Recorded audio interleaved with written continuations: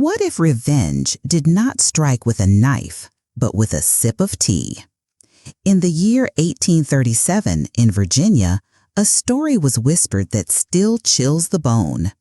It was the story of Hannah. She was not free. She was held as a slave inside a fine house. On the outside, the home shined with silver spoons, white gowns, and rich guests. But behind the walls, it was built on pain. Hannah moved in silence, serving her mistress with lowered eyes. Every task, every word was heavy with chains. Yet silence can hide fire, and even the softest hands can hold death. One day, the mistress lifted her cup. She thought it was only warm tea, but inside the cup was something more, something bitter, something deadly. The sip touched her lips. What happened next would turn the whole house into a place of dread. Virginia, 1837. A land of rolling fields, green hills, and houses that stood tall like kings. The soil was rich, but the riches came with blood. Every mansion stood because of the hands that worked in chains. To the eye of a stranger, the plantation looked like a dream. White fences, tall oak trees, porches wide as a stage. Ladies in silk dresses walked with vans, while men in coats spoke of honor and pride. But behind the show was a darker truth. The wealth was a mask. Behind it, voices were broken, backs bent, whips cracked. The ground that fed the master was soaked with the sweat of the enslaved. Inside one house, Hannah lived. She was bound not by rope, but by the walls themselves. She walked from kitchen to dining room, carrying plates, pouring tea, sweeping floors. Each step was heavy, though her feet were bare. The mistress, fine and proud, loved her house like a queen loves her crown. She filled it with silver, with china, with curtains of lace. She spoke of taste, of beauty, of manners. Yet her beauty fed on the hunger of those she owned. Every morning, the mistress would sit at her table. The table shined with polished wood, the plates white as bone. And every morning, Hannah stood close by, silent, her hands folded. She was the shadow behind the glow. The house looked calm, but calm is not peace. Calm is a mask before the storm. The enslaved moved like ghosts through the halls. They spoke in whispers when the mistress turned her back. They knew every creak of the stairs, every lock, every crack in the wall. They carried knowledge like fire kept in the dark. For Hannah, the house was a cage dressed in lace and candlelight. She could see the world outside the windows, but never touch it. Even when the air smelled of spring, she stayed locked inside. The mistress liked her tea sweet. She liked it poured in glass cups, her lips touching only the finest edge. But Hannah saw more than tea. She saw power in the cup. A simple drink, yet it held the daily ritual of control. Hannah's hands brought it.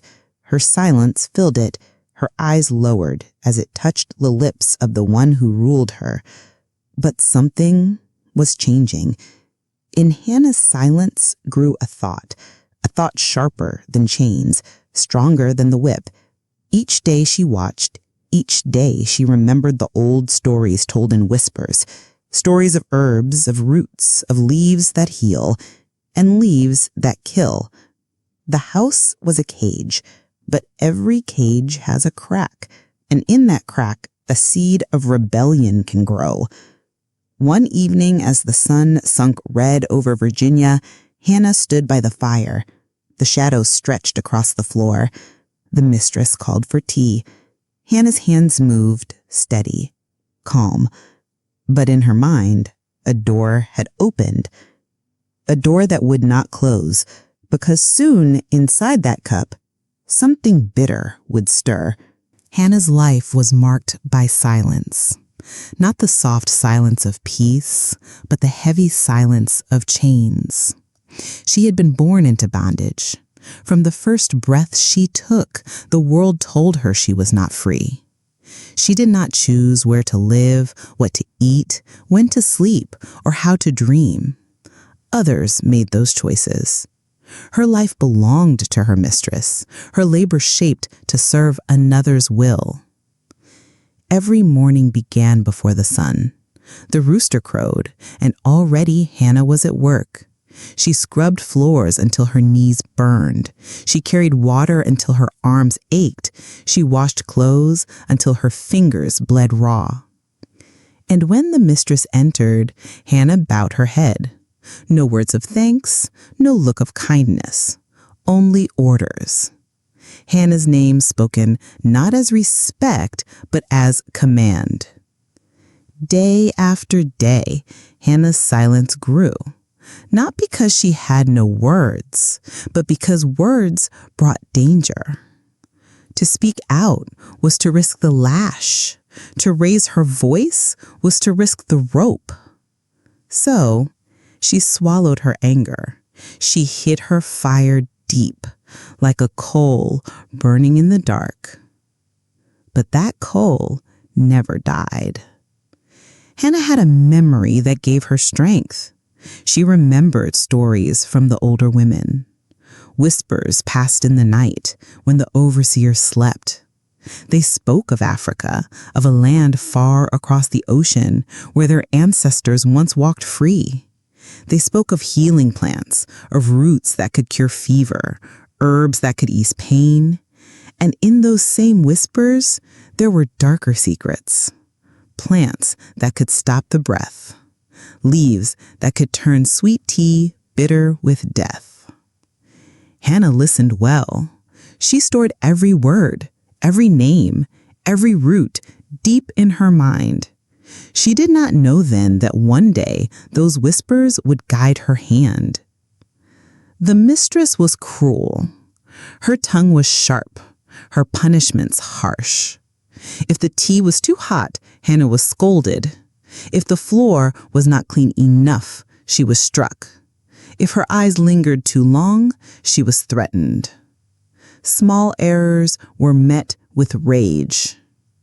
Yet Hannah never screamed, never shouted back. She only lowered her eyes and obeyed.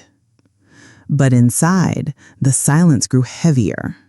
It was like water rising in a room, filling her chest, pressing against her breath. And soon there would be no air left.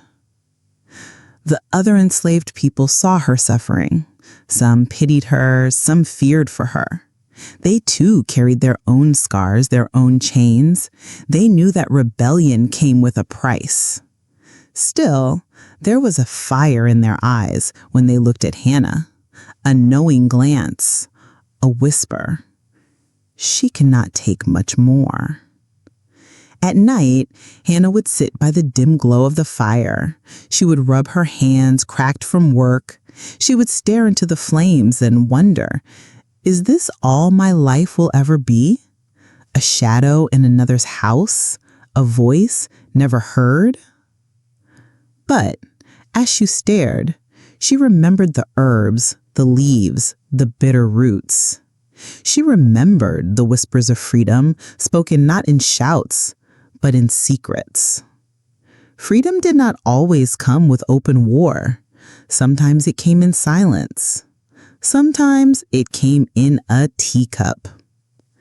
Hannah's silence was no longer only pain. It became a shield. Her mistress thought her weak, thought her broken, thought her safe. But that was the lie. Silence can hide many things, and in Hannah's silence, a plan was forming. A plan the mistress would never see. The days passed. The mistress laughed at her table, spoke to guests, showed off her house as if it were built with her own hands. But Hannah knew better. Every board, every floor, every wall stood because of stolen labor, because of broken backs, because of lives like hers. And she began to ask herself a dangerous question. What if one day the mistress's power could end? Not with fire, not with blade, but with something small, something hidden, something that looked like sweetness, but burned with bitterness. One evening, Hannah stood at the edge of the field where wild plants grew. The air was thick with summer heat. The sky was red like blood. She bent down, her fingers brushing over leaves she had seen before, leaves she had heard about in whispers. Her hand trembled, but not from fear, from the weight of choice. The silence she had carried for so long was about to speak.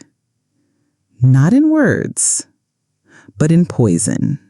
The land of Virginia was full of life. Fields stretched wide, woods pressed close, rivers cut through the hills. To the mistress, it was her kingdom, but to Hannah, it was more than that. It was a secret place of memory. Every path, every tree, every patch of earth held hidden meaning. The enslaved knew things the masters did not. They knew the wild plants. They knew the roots that healed, the leaves that calmed, the bark that soothed pain. This knowledge was old, older than Virginia, older than chains. It came from across the ocean, carried in whispers, guarded in silence. At night, when the moon was full, the enslaved sometimes gathered in quiet corners of the woods. They prayed, they sang, they shared secrets of survival. A root to cure fever, a leaf to ease childbirth, a flower to chase away spirits. This was knowledge passed from hand to hand, mouth to ear, never written, only remembered. And Hannah had listened. The mistress thought Hannah's silence was empty, but silence can be a vessel, and in that vessel, Hannah had stored names, shapes, smells. She knew which root could save a life. She also knew which leaf could end one. There was a plant, green and common, that grew by the fence line. To most, it was nothing but weed. To Hannah, it was a weapon. Its leaves carried a bitter taste, and inside that bitterness was death. She walked past it every day. She watched it in secret. Her fingers longed to touch it, but she waited. To take too soon would draw eyes. To act too quick would bring suspicion. She learned patience. Patience is a cage, but it can also be a sword. One summer evening, when the air was thick and the sky burned gold, Hannah found her chance. The mistress had sent her to the edge of the field to gather herbs for cooking. The kitchen needed flavor, spice, green for the pot. Hannah bent low, plucking what was asked, but her eyes strayed to the weeds by the fence. Her hand shook. She looked left, then right. No one close. The other workers bent in the fields. The mistress's eyes were far away. Hannah reached down. Her fingers brushed the leaves, soft, veined, bitter. She pulled them quick and tucked them deep into her apron. Her heart thumped like a drum. Each beat said danger. Each beat said freedom. That night, in the heat of the kitchen, Hannah worked as if nothing was different.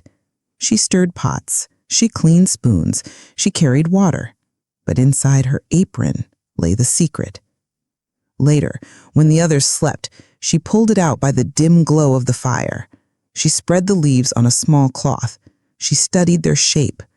Their smell was sharp, almost sour. She crushed a piece between her fingers, and the taste on her tongue was foul. She spat it out. Even in that moment, her face was calm. This was the weapon. Small, green, harmless to the eye, yet deadly as steel. Hannah remembered the whispers. The older women had spoken of this leaf long ago. Too much, and the breath will stop. A drop in tea, and the body will turn cold. This was dangerous knowledge. If the mistress ever found out, it would mean death. If the master suspected, Hannah would face the rope.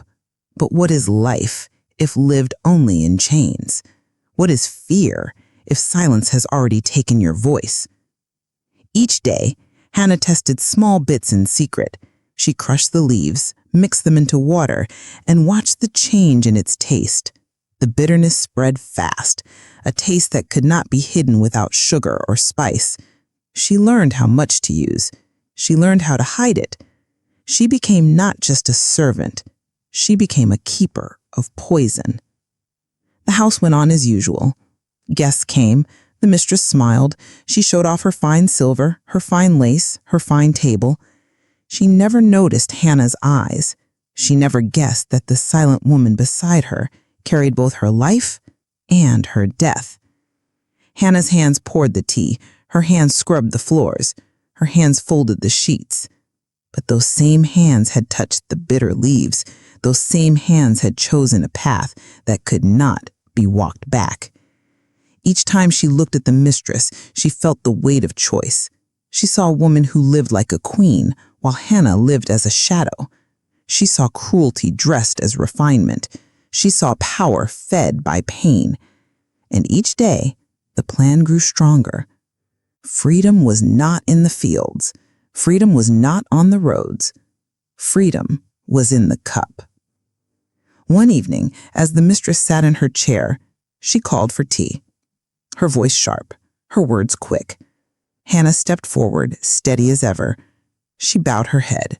She went to the kitchen. She set the kettle on the fire. The water began to boil. Steam rose in the air. The flame flickered on the walls. Hannah's hand hovered near the leaves she kept hidden. The bitter herbs, the poison of silence. Her fingers trembled. The choice was close, too close. And soon the mistress would lift the cup to her lips. The kettle whistled. Steam curled like ghosts into the air. Hannah lifted it with steady hands, though her heart beat fast. She placed the porcelain cup on the table, white as bone, smooth as glass, the kind of cup the mistress prized above all. From her hidden place, Hannah pulled the leaves, bitter, dark, sharp with power.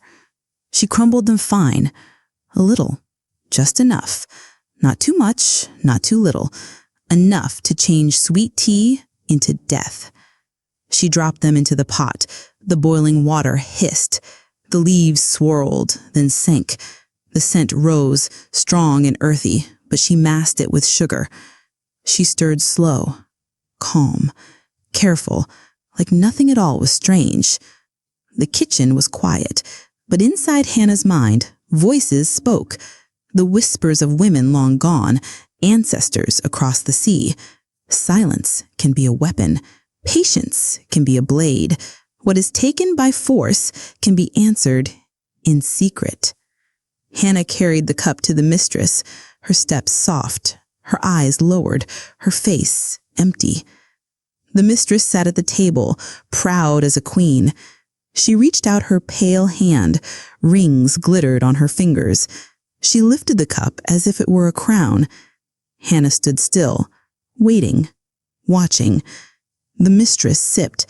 The tea touched her lips, warm, sweet, harmless, she thought. She sipped again, another taste, a swallow, her smile faint. But then, a change. It was small at first, a tightness in the throat, a sour edge on the tongue, a heat in the stomach that did not belong. She frowned. She set the cup down, her fingers trembling. "What is this?" she whispered. Hannah said nothing. Her silence was deeper than ever. The mistress coughed. She tried to rise. Her body wavered. Her face grew pale. The guests at the table looked on, unsure, uneasy. A murmur spread. The mistress clutched her chest. Her lips parted as if to cry out, but no words came. The tea spilled, staining the lace cloth red-brown, like blood on white. Eyes turned to Hannah. Did they know? Could they see? Or did they only see the servant, silent, shadowed, still? The mistress gasped, her breath short, her eyes wide. She reached for Hannah as if to seize her, but her hand fell weak. The room filled with fear. Chairs scraped back, voices rose. Hannah did not move. She stood as if carved from stone. She had served tea 1,000 times before. This was no different, yet it was everything. The mistress fell to her knees. The cup rolled across the floor, ringing sharp against the wood.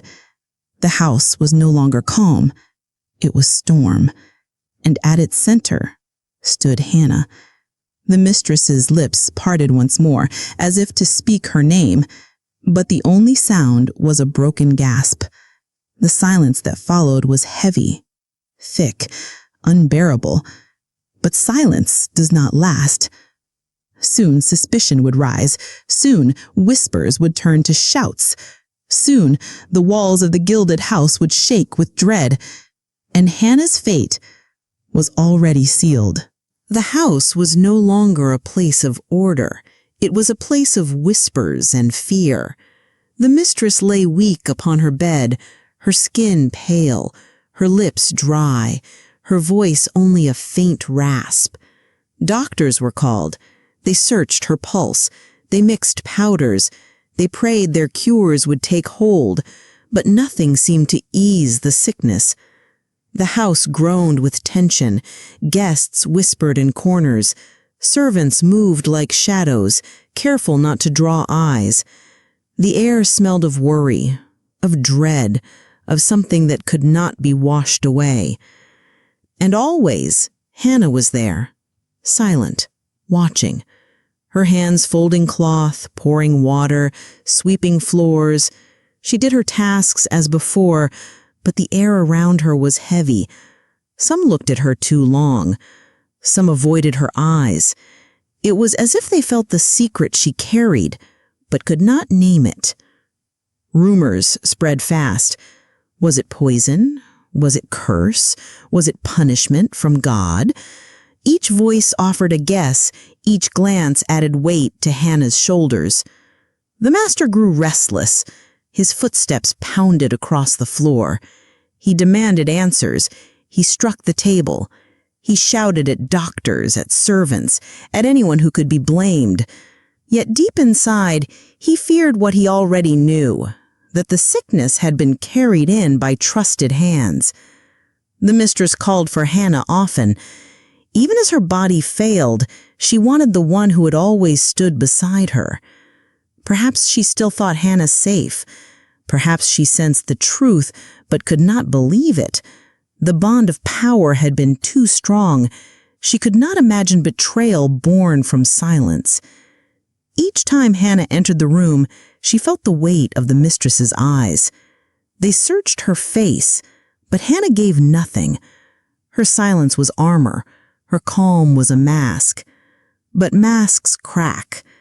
One evening, when the fever raged worst, the mistress tried to speak. Her voice shook, weak and broken. Her lips formed words, but the sound was faint. Hannah leaned close. The mistress's hand reached for hers, thin and trembling. Was it a plea for help? A cry of anger? A gasp of fear? No one would ever know, for the words died in her throat, and her hand fell still. The house shivered with dread. If the mistress died, the truth would be hunted. If she lived, suspicion would not fade. Either way, Hannah's silence had drawn eyes. The other enslaved people watched her with a mix of fear and awe. Some prayed for her safety. Some feared she had doomed them all. They knew the price of rebellion. They knew the rope waited for those who stepped too far. Hannah slept little. At night she heard footsteps in the hall. She heard whispers outside her door. She felt eyes upon her, even in the dark, yet she did not tremble. She sat by the faint glow of the fire, staring into the coals. The coal inside her heart, the one she had carried all her life, burned brighter now. It was no longer hidden. It had spoken through her hands, through the cup. But the fire of rebellion burns hot, and it draws hunters. The mistress coughed in her chamber. The master raged in the halls. The servants whispered in fear. And Hannah, silent and still, waited. Waited for the knock, waited for the hand upon her arm, waited for the reckoning that was sure to come. The mistress never forgot the taste of that cup. Whether she lived on in weakness or passed into the grave, her body carried the mark of bitterness. The house itself carried it too. Its halls no longer felt safe. Its silver and lace seemed stained. And at the center of the story stood Hannah. Some say she was caught. They whisper that her silence broke at last under the master's rage. They tell of chains, of trial, of punishment so cruel it burnt her name into fear, a warning to all who might dare to rise. Others say she was never named, that suspicion hung heavy, but proof never came. They claim Hannah kept her mask, her silence until the end, that she worked on in the shadows, holding her secret close like a blade hidden in cloth. And some go further still. They say the act was not only hers, that it was the hand of her ancestors guiding her, that the spirit of every enslaved voice cried out in that bitter sip, that the cup carried not only poison, but justice. History does not give clear answers. The records are faint. The truth swallowed in shame, in silence, in time. But the story remains, passed in whispers, shared in fear, told in awe. Hannah became more than a servant, more than a name in a ledger. She became a symbol. To some, a shadow of death. To others, a spark of rebellion. To all, a reminder that even the quietest hands can change fate. And so the legend lingers like the aftertaste of bitter tea. The question remains, was Hannah a killer? A victim? A voice of justice in a world built on chains? Or was she something more? Only the silence knows.